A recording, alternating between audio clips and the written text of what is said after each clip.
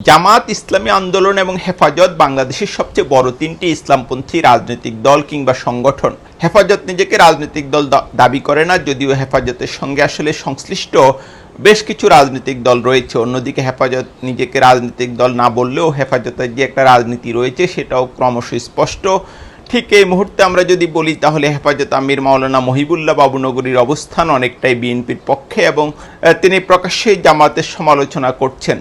তাদের যদি কোনো রাজনীতি নাই থাকে তাহলে অন্য একটি রাজনৈতিক দলের সমালোচনা কেন করা, সেটা নিয়ে প্রশ্ন উঠছে। মুক্তিযুদ্ধের পরপর বাংলাদেশে ধর্মভিত্তিক রাজনীতি নিষিদ্ধ ছিল, সেই কারণে জামায়াতের রাজনীতিও তখন নিষিদ্ধ ছিল। ৭৫-এর 15ই আগস্ট শেখ মুজিবুর রহমানকে হত্যার পর এবং বঙ্গবন্ধু সরকারের পতনের পর আমরা যেটা দেখি যে রাজনীতিতে নানা পরিবর্তন আসে এবং জিয়াউর রহমানের সময়ে ইসলামপন্থী বা ধর্মভিত্তিক রাজনীতির উপর যে নিষেধাজ্ঞা ছিল সেটা তুলে দেওয়া হয় এবং শুরুতে আসলে জামাত নামে নির্বাচনী রাজনীতিতে সক্রিয় হয়নি। পরবর্তীতে এক পর্যায়ে তারা জামাত নামে সক্রিয় হয় এবং আমরা যেটা দেখি যে বাংলাদেশের নির্বাচনী রাজনীতির ইতিহাসে জামাত খুবই গুরুত্বপূর্ণ একটি রাজনৈতিক দল। 1986, 91, 96, 2001 এবং 2008 সালের নির্বাচনে সংসদে জামাতের প্রতিনিধিত্ব ছিল এবং বিশেষ করে 91 এবং 2001 সালের নির্বাচনে জামাতের ভূমিকা ছিল খুবই গুরুত্বপূর্ণ। 91 সালে জামাত 18টির মতো আসনে জয়ী হয় এবং জামাতের সমর্থন নিয়ে আসলে বিএনপি সে সময় সরকার গঠন করে। অন্যদিকে 2001 সালে আমরা যেটা দেখি যে বিএনপি জামাত নেতাদের যে জোট ছিল সেই জোট নির্বাচনে জয়ী হয় এবং মন্ত্রিসভায় জামাতের 2 জন সদস্য ছিলেন। জামাত কখনো ক্ষমতায় যাওয়ার মতো অবস্থান তৈরি করতে পারেনি, কিন্তু নির্বাচনী রাজনীতিতে একটা গুরুত্বপূর্ণ ভূমিকা রেখেছে। অন্যদিকে ইসলামী আন্দোলনের নেতৃত্বে রয়েছেন চরমনায়ের পীর সাহেব এবং আমরা যেটা দেখি যে চরমনায়ের পীরের বাংলাদেশে একটা বিরাট প্রভাব রয়েছে এবং লাখ লাখ ভক্ত অনুরাগী রয়েছেন। সংসদীয় নির্বাচনের ইতিহাসে ইসলামী আন্দোলনের সফলতা না থাকলেও আমরা যেটা দেখি যে গত কয়েক বছর ধরে যেসব নির্বাচন হয়েছে, বিশেষ করে স্থানীয় নির্বাচনে ইসলামী আন্দোলন কোথাও কোথাও বেশ ভালো করেছে এবং যেটা বোঝা যাচ্ছিল যে ক্রমশ তাদের সমর্থন বাড়ছে এবং জুলাই আন্দোলনেও ইসলামী আন্দোলন একটা গুরুত্বপূর্ণ ভূমিকা রাখে। আমরা যদি ইতিহাসের দিকে তাকাই তাহলে দেখব যে জামাত এবং ইসলামী আন্দোলনের সম্পর্কটা আসলে কখনো খুব একটা ভালো ছিল না। এটা একটা অনেকটা তিক্ততার সম্পর্ক ছিল, কিন্তু গত 1-1.5 বছরে আমরা যেটা দেখছি যে পরিস্থিতির নাটকীয় পরিবর্তন হচ্ছে। আপনাদের হয়তো মনে আছে যে কয়েক মাস আগে জামাতের আমির ডাক্তার শফিকুর রহমান তিনি চরমনায়ের হেডকোয়ার্টারে গিয়েছিলেন এবং তখন চরমনায়ের যে পীর সাহেব এবং ইসলামী আন্দোলনের আমির তিনি যেটা বলেছিলেন যে ইসলামপন্থী সকল দলের ভোট এক বাক্সে আনতে হবে এবং এটা নিয়ে আমরা অনেক কাজ হতে দেখি। অন্যদিকে বিএনপিও আসলে খুব সক্রিয় রয়েছে যেন ইসলামপন্থী দলগুলোর এই জোটটা বড় না হয়, বিশেষ করে হেফাজতের উপর বিএনপি একটা প্রভাব বিস্তারের চেষ্টা করতে, এটা একদম স্পষ্ট।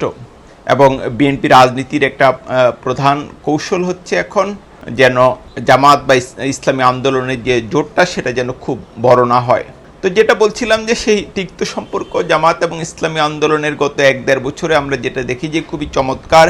বিশেষ করে দল দুটির কর্মী সমর্থকরা এখন একে অন্যের সমবেথী এবং দলের নেতারাও একে অন্যের পাশে দাঁড়াচ্ছেন এবং খুব নাটকীয় কিছু না ঘটলে আমরা যেটা বুঝতে পারি যে অন্য রাজনৈতিক দলগুলো কতটা সম্পৃক্ত হবে সেটা বলা মুশকিল হলেও জামাত এবং ইসলামী আন্দোলন যে নির্বাচনী সমঝোতার পথে এগোচ্ছে এটা মোটামুটি পরিষ্কার এবং খুব যেটা বললাম যে খুব অভাবনীয় কিছু না ঘটলে এই নির্বাচনী সমঝোতাটা হবে, যদিও রাজনীতিতে আসলে অভাবনীয় অনেক ঘটনা ঘটে। এই নির্বাচনী জোট বা নির্বাচনী সমঝোতা নিশ্চিতভাবে বাংলাদেশের রাজনীতিতে একটা নতুন অধ্যায় এবং বিশেষ করে তাদের মধ্যে যে সুসম্পর্ক এটা ইসলামপন্থীদের রাজনীতিতে একটা নতুন মোড় হিসেবে বিবেচিত হবে।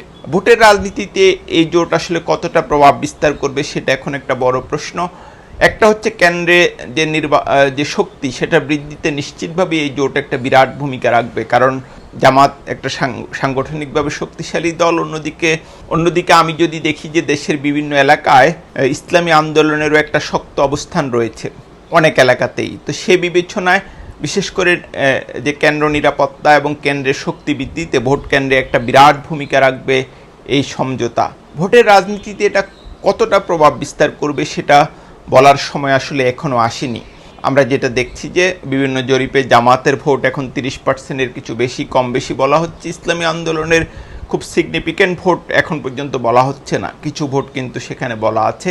এটাও ভোটের রাজনীতিতে একটা প্রভাব রাখবে, এবং এটা কতটা প্রভাব রাখবে সেটা বোঝার জন্য আমাদের আরও অপেক্ষা করতে হবে। কিন্তু আমাকে যদি কেউ জিজ্ঞেস করেন, তাহলে আমি ব্যক্তিগতভাবে ডাইভার্সিটিতে বিশ্বাস করি। আমি মনে করি যে এই জোটটা আরও সম্প্রসারিত হওয়া উচিত, এবং সেখানে নানা দল মত পথের মানুষকে অন্তর্ভুক্ত করা উচিত। বিশেষ করে ডাকসু এবং জাকসুতে ছাত্র শিবির যে মডেলে নির্বাচন করেছে সেটা অনুসরণ করা উচিত। সেখানে নানা রকম সমাজে প্রভাব আছে, এরকম ব্যক্তিদের অন্তর্ভুক্ত করা উচিত। তারা যদি ওইভাবে জামাত বা ইসলামী আন্দোলনের রাজনীতিতে সক্রিয়ভাবে জড়িত নাও হয়ে থাকে, সমর্থক কিংবা এরকম পরিচয়ও যারা রয়েছেন তাদেরকেও কিছু আসনে নির্বাচনে প্রতিদ্বন্দ্বিতার সুযোগ দেওয়া উচিত, এবং এতে সম্ভবত পুরো নির্বাচনে যে ক্যালকুলেশন সেটাতে একটা বড় পরিবর্তন হবে। আরেকটা হচ্ছে তরুণদের প্রাধান্য দেওয়া। এখন বিভিন্ন জরিপে যেটা দেখা যাচ্ছে যে জামাতের ভোট এবং বিএনপির ভোট তরুণদের মধ্যে প্রায় সমান, বিশেষ করে জেনজিতে তাদের ভোট একদম সমান, এবং শিক্ষিত তরুণদের মধ্যে শিবিরের বা জামাতের জনপ্রিয়তা এখন বেশি। এই অবস্থায় তরুণদেরকে নির্বাচনে সামনে নিয়ে আসতে হবে, প্রতিদ্বন্দ্বিতা তাদেরকে আনতে হবে, এবং তাদেরকে নির্বাচনী ক্যাম্পেইনে একটা বড় ভূমিকা রাখতে দিতে হবে। আমি ধারণা করতে পারি এই ইনক্লুসিভ পলিটিক্স যদি তারা করতে পারে, তাহলে নির্বাচনী রাজনীতিতে এই জোট বা এই নির্বাচনী সমঝোতা একটা বড় ভূমিকা রাখতে পারে। কিন্তু এটা নিশ্চিত করে আমি বলতে পারি যে জামাত এবং ইসলামী আন্দোলনের এই যে সৌহার্দ্যপূর্ণ সম্পর্ক কিংবা একতা, এটা বাংলাদেশের রাজনীতিতে একটা নতুন অধ্যায়।